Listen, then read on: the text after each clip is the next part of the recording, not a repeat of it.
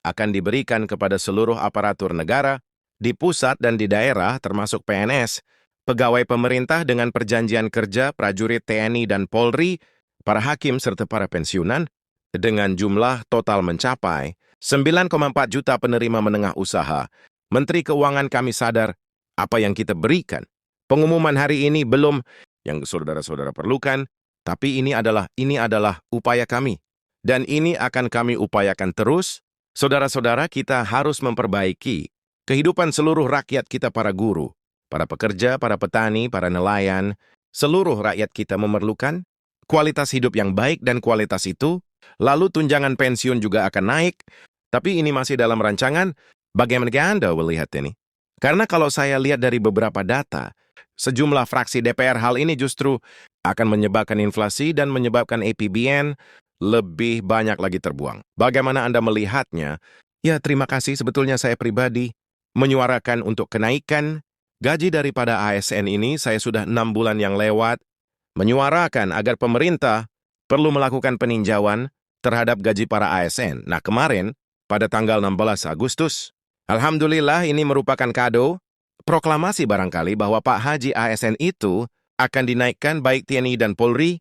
Kemudian juga dikatakan, yang pensiunan baru 2 kali menaikkan gaji untuk ASN. Coba telaah ketika Pak SBY menjadi presiden ada sekitar, kalau tidak salah 6 kali kenaikan yang dilakukan, dan kenaikan itu sangat signifikan, hampir tiap tahun ada kekosongan, hampir tiap tahun melakukan. Kalau saya tidak salah 6 kali, dan kenaikan itu adalah 2 digit, sedangkan Pak Jokowi hanya 2 kali melakukan kenaikan gaji terhadap ASN.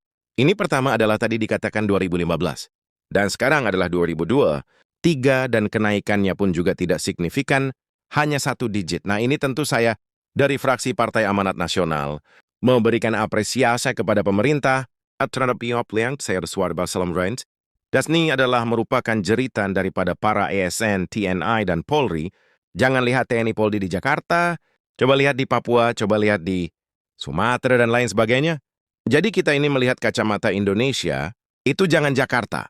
Oleh karena itu, apa yang disampaikan oleh pemerintah dalam hal ini, saya meyakini bahwa insya Allah nanti kita akan melakukan pembahasan anggaran baik, dan itu tentu akan dibicarakan lebih mendalam lagi. Sudah walaupun pada hari ini kata dinamika di DPR tentang mempertanyakan kenaikan, kenapa dilakukan kenaikan?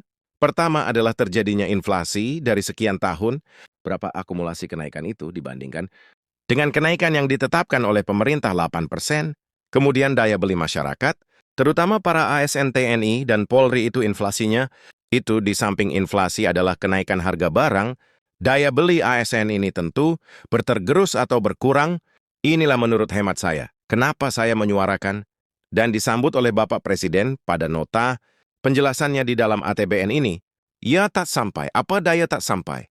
Kali ini dibalik janji 25 hasilnya lebih dari yang dijanjikan, berarti sudah ada tanda-tanda perubahan, tanda-tanda transformasi, terutama transformasi mental pikiran dari para pejabat, para pemimpin. Terima kasih, Menteri Marwar Sirait. Memang ya, karena itu kita kasih target yang sangat tinggi.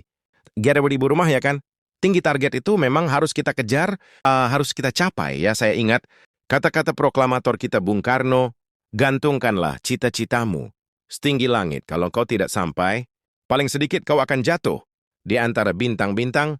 Tiga itu seolah sesuatu yang sangat sulit dikejar memang. Asalnya dari office boy operator bisa dipasang nggak? Slide yang dia masih office boy gitu loh. Yang dia tidur di lantai gitu loh. Bisa dipasang gitu, menarik gitu. Kalau seorang office boy, dalam berapa tahun, 9 tahun, 8 tahun, kalau dalam 8 tahun dia bisa menghasilkan itu sebelum, jadi ada before and after. Ini sebelum, nah itu sebelum, ya udah cukup, tutup-tutup itu foto itu. Beliau sekarang bisa menghasilkan, keuntungan berapa, 120 miliar, nggak pakai nyolong, nggak pakai korupsi. Ini adalah putra-putra Indonesia yang harus kita banggakan. Ini masa depan kita. Seorang yang sangat sederhana, tidak punya koneksi, orang tuanya bukan apa-apa, tapi bisa sekarang menghasilkan 120 miliar setahun. Saudara-saudara, hai para koruptor, aku ngomong ke situ ya koruptornya. Kalau ke sini kalian terus, hai koruptor, hati-hati kau mencuri 5 MP masuk penjara. Luar biasa kau kerja keras, kerja kreatif, kerja dengan tulus ikhlas. Luar biasa, saya jenderal. Saya hormat sama kau ini warga negara yang Kita banggakan, saya percaya, di mana-mana ada angga-angga. Yang lain, wawan-wawan yang lain, ya kamu boleh bangga karena kau kerja keras. Dan Dolsbir hasil dalam 8 tahun. Luar biasa, terima kasih. Jadi saudara-saudara, dengan kekurangan kita, yang kita akui ya bahwa kekayaan bangsa kita terlalu banyak, yang hilang bocor sehingga rakyat kebanyakan kurang menerima manfaat dari kekayaan kita. Dan itulah tekad saya dengan rekan-rekan saya yang membantu saya. Tekad kita sekarang adalah untuk menyelamatkan kekayaan bangsa Indonesia, untuk bisa dimanfaatkan oleh rakyat Indonesia. Itu yang kita inginkan, itu yang kita inginkan. Saudara-saudara sekalian, saya sudah lihat fakta-fakta, angka-angka. Negara kita sangat-sangat kaya, kebocorannya luar biasa, masih kita seperti ini. Saudara-saudara sekalian, bayangkan kalau kita bisa hentikan kebocoran-kebocoran itu.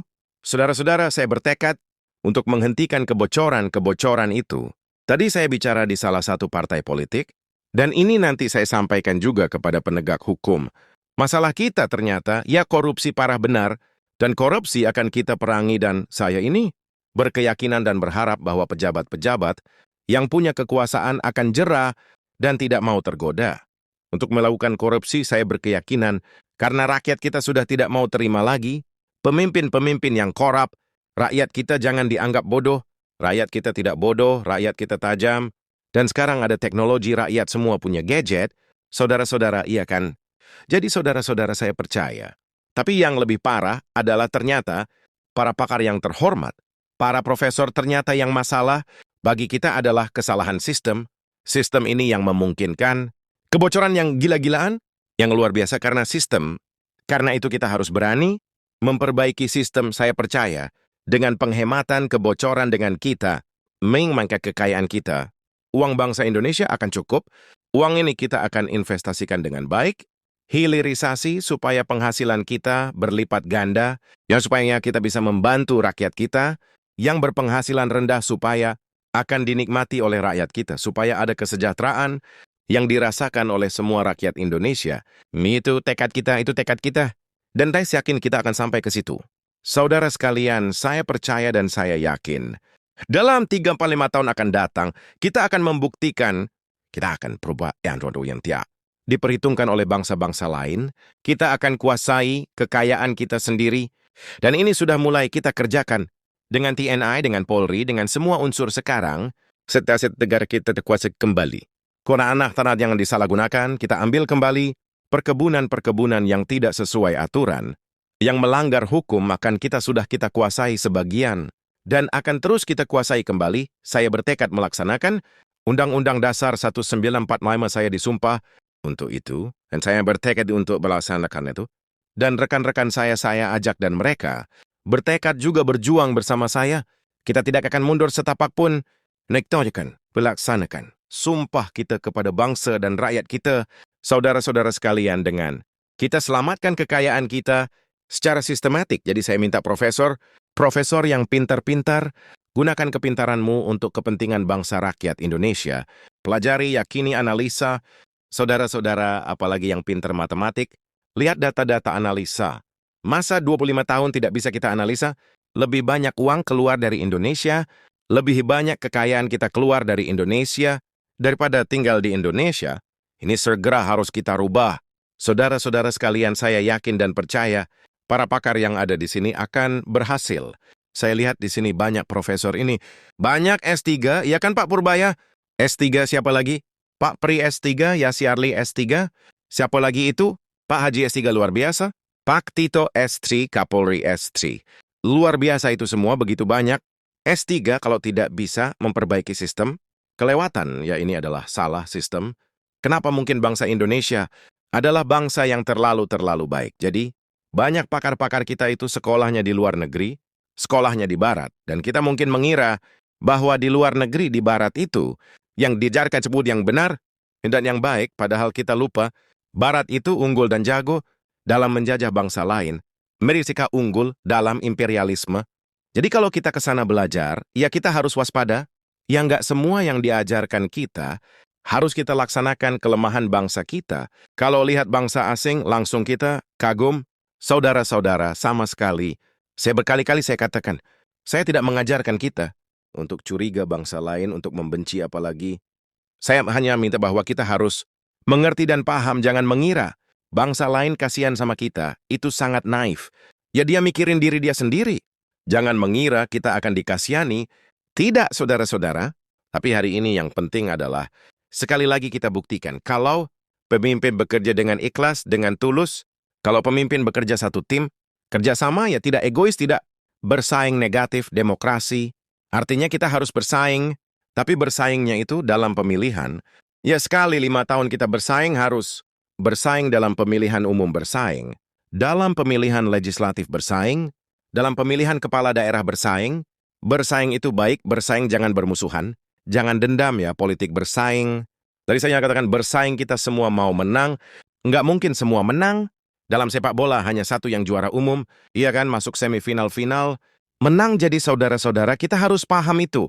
Politik kita harus politik yang dewasa, politik kita harus politik Indonesia, demokrasi kita harus demokrasi Indonesia, demokrasi kita harus demokrasi yang santun, demokrasi yang penuh persaudaraan.